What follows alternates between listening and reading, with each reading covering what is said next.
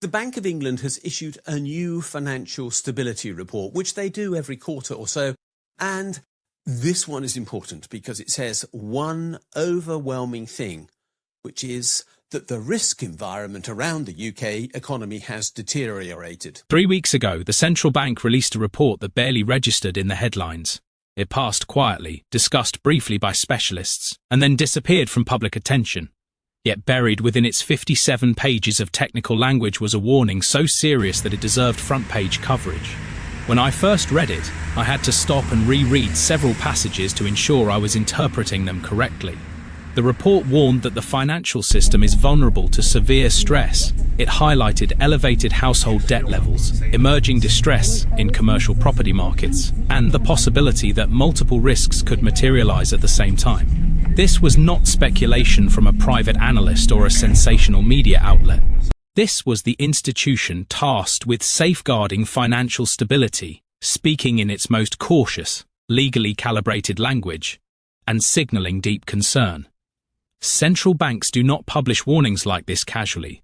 Their job is to reassure, not to alarm.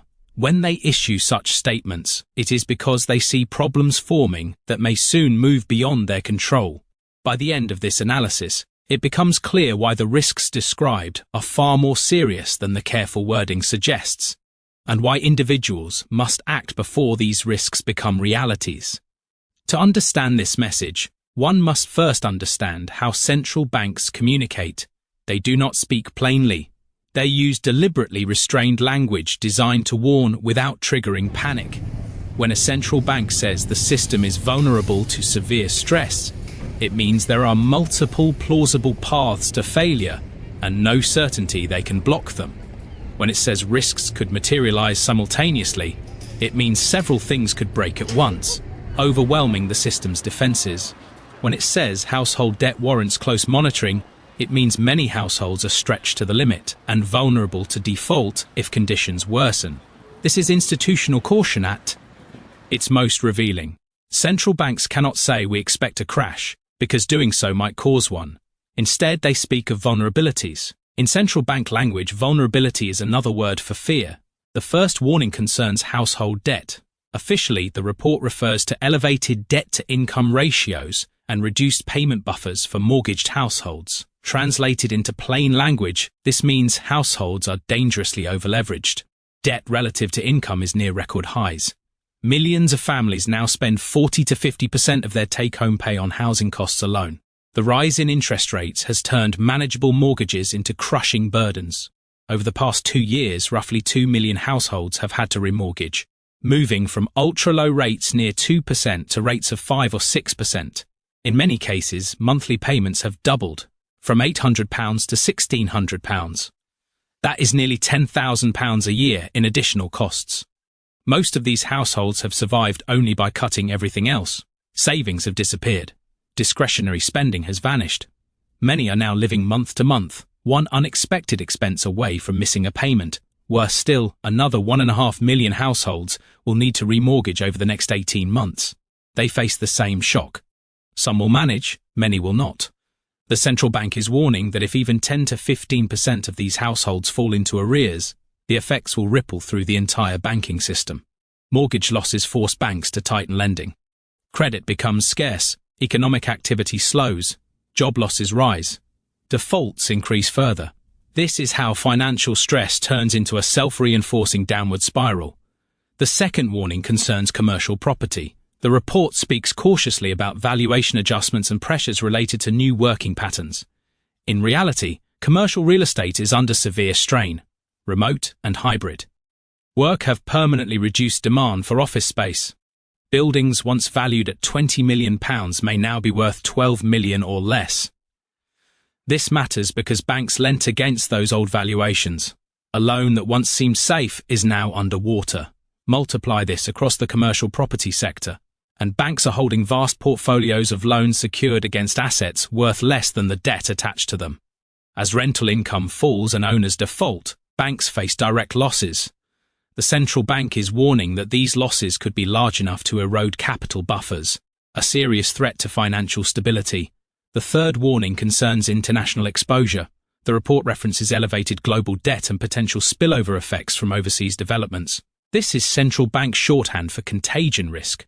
The UK financial system is deeply interconnected with global markets. London is a major financial hub. UK banks operate internationally. Capital flows freely through the system. In stable times, this is a strength. In times of crisis, it is a vulnerability. Stress in US commercial real estate, European banking systems, or Chinese property markets can reach UK institutions within days. The central bank is effectively admitting that global shocks may arrive faster than policymakers can respond, and that insulation from external crises is limited. These warnings point to specific breaking points. The most immediate is the mortgage payment shock. Over the next year and a half, another 1.5 million households will move on to higher rates. If just 15% cannot cope, that is over 200,000 households missing payments. Banks will initially attempt forbearance, payment holidays, term extensions, temporary relief. But after months of non-payment, repossessions become unavoidable. Hundreds of thousands of forced sales would flood the housing market. Prices would fall, perhaps by 10 or 15%. Recent buyers with small deposits would slip into negative equity. They would be unable to sell without crystallizing losses they cannot afford. Falling prices would further tighten credit. Mortgage approvals would decline.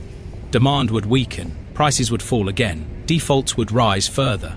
This is the classic housing crash dynamic, and it does not require a dramatic external shock. It is already embedded in the system. This is why the central bank is worried.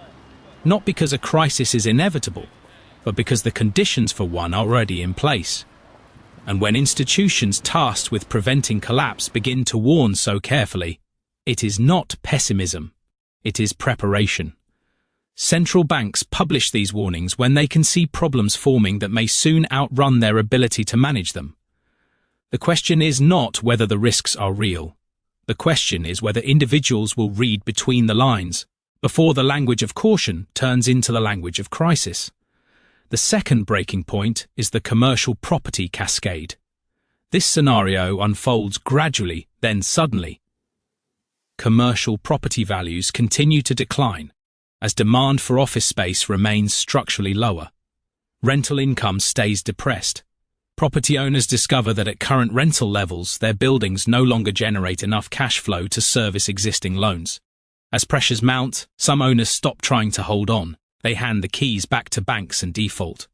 Banks suddenly find themselves owning commercial buildings they never wanted, assets worth less than the loans made against them. Losses begin to appear across multiple institutions, not in isolation, but simultaneously. To protect capital, banks respond predictably. They pull back from commercial real estate lending altogether. They refuse to refinance maturing loans. They stop issuing new credit. Financing for the sector dries up almost completely. This triggers a fire sale dynamic. Properties must be sold, but buyers cannot obtain financing. Prices fall. Further, more owners default. Banks incur additional losses. The cycle accelerates. This is where the situation becomes systemically dangerous. Some banks are heavily concentrated in commercial property exposure. If losses cross certain thresholds, solvency itself comes into question. Markets begin asking which institutions are exposed and by how much. Trust evaporates. Interbank lending freezes as banks refuse to lend to one another without clarity on balance sheets. Credit seizes across the entire economy. This is a banking crisis scenario, and it requires no fraud, speculation, or excess leverage of the kind seen in 2008. It requires only one condition: too many loans secured against assets that have lost too much value. The third breaking point is international contagion. This crisis does not begin domestically. It starts elsewhere, perhaps in US regional banks, perhaps in parts of the European banking system, perhaps in Chinese property markets. The precise trigger is irrelevant. What matters is transmission. Global finance is deeply interconnected. Trading desks in London are linked to New York, Frankfurt, and Hong Kong. When stress emerges in one major financial centre, selling spreads rapidly. UK banks are exposed through foreign lending, asset holdings, and counterparty relationships.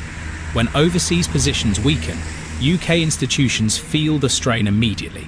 Stress signals appear everywhere at once. Bond yields spike, credit spreads widen, equity markets fall, currency volatility rises, capital flows toward perceived safety and away from risk. Money exits the UK, the pound weakens, importing inflation, interest rates remain elevated, mortgage stress intensifies, commercial property stress deepens, domestic vulnerabilities amplify one another. This is the compound crisis scenario, multiple failures reinforcing each other simultaneously. In such an environment, the central bank's response capacity is constrained. Policymakers are forced to fight fires in several locations at once, using tools that are already blunt. This brings us to the critical question: why is the central bank warning about these risks now? The first reason is simple and unsettling. The tools are limited. In past crises, most notably 2008, central banks could slash interest rates to zero, launch massive bond-buying programs, and flood the system with liquidity. Those tools have already been deployed. Interest rates were held at zero for years. Balance sheets expanded dramatically. Today, rates remain above 4%, and inflation is still above target. Cutting aggressively risks reigniting inflation. Expanding balance sheets further risks damaging credibility. In effect, the central bank is signaling that much of its ammunition has already been spent. If a serious crisis emerges now, policymakers may not be able to respond with the same force or speed as before.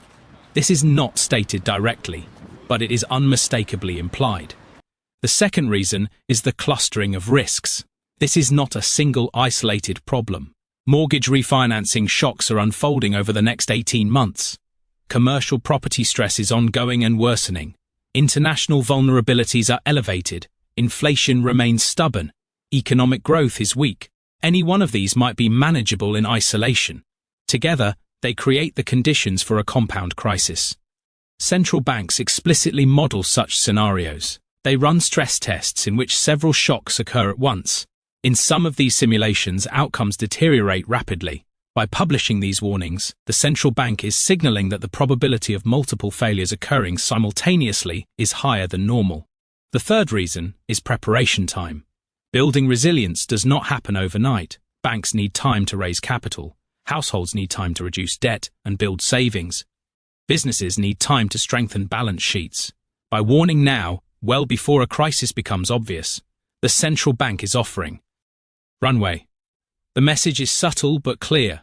Problems may be coming, and they may not be fully preventable, but preparation can reduce damage. Waiting until a crisis is visible to everyone is waiting too long. So how are sophisticated investors responding? Their behavior provides clues. First, they are quietly reducing UK exposure. Data shows declining foreign investment in UK assets. Institutional investors are trimming positions in commercial property and selectively reducing holdings of government bonds. This is not panic selling.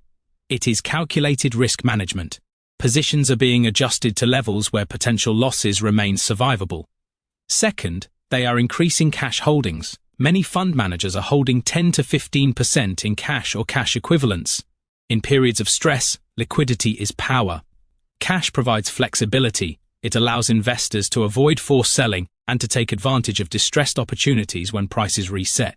Elevated cash levels signal an expectation of volatility. Third, they are shortening the duration. In fixed income markets, investors are reducing exposure to long-dated bonds and favoring shorter maturities. Long-duration assets suffer most when yields spike, which is common during financial stress. Accepting lower returns in exchange for lower risk reflects caution, not complacency. Fourth, they are buying protection. Credit default swap spreads are widening. Someone is paying for insurance against defaults. This is not speculation. It is hedging. It reflects an assessment that downside risks are rising. None of this behavior suggests certainty of crisis, but it does suggest preparation for one. When institutions with the best information and resources begin positioning defensively, it is worth paying attention, not to panic, but to prepare. Commercial property values continue to fall, while rental income remains depressed because businesses no longer need as much office space. As a result, property owners struggle to service their loans at current rental levels. Many simply walk away, handing the keys back to banks and defaulting on their debt. Banks then end up owning buildings they don't want, assets now worth less than the loans issued against them.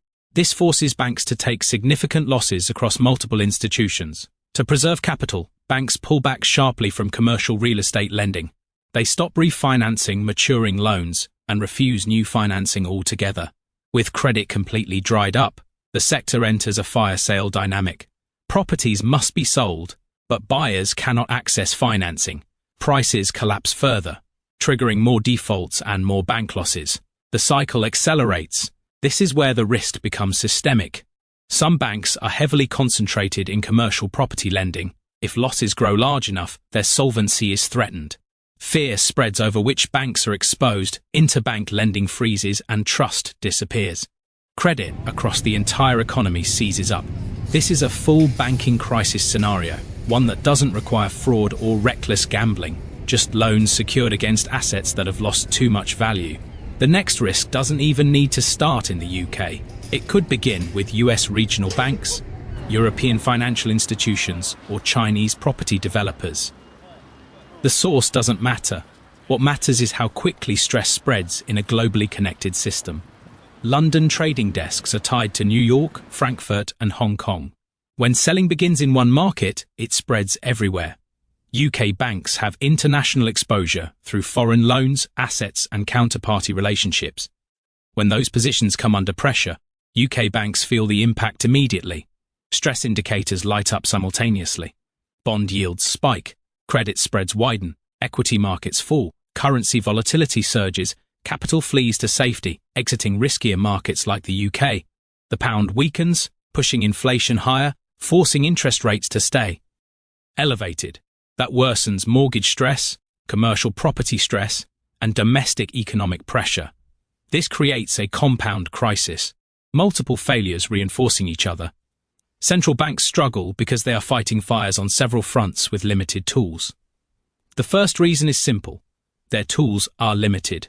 In 2008, central banks could cut rates to zero, flood markets with liquidity, and launch massive bond buying programs. Those tools have already been used. Rates are now above 4%, inflation remains elevated, and cutting aggressively risks credibility.